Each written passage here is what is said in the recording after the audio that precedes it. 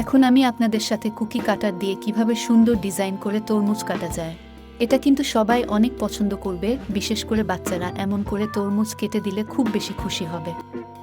এভাবে তরমুজটা কেটে নেওয়ার জন্য তরমুজের ঠিক এরকম একটি ফালি বের করে নিয়েছি।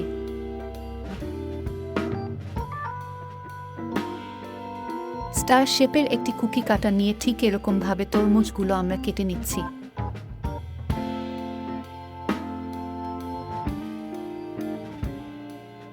দেখতে পাচ্ছ নিমিষে কি সুন্দর স্টার শেপের একটি তরমুজ আমরা তুলে নিয়েছি।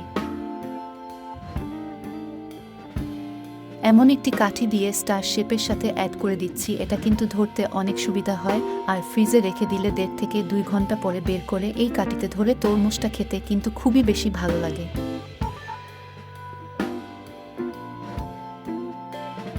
একই রকমভাবে গোল শেপের আরেকটি কুকি কাটা নিয়ে ঠিক একই রকমভাবে আরেক পিস তরমুজ কেটে আমি দেখিয়ে দিচ্ছি।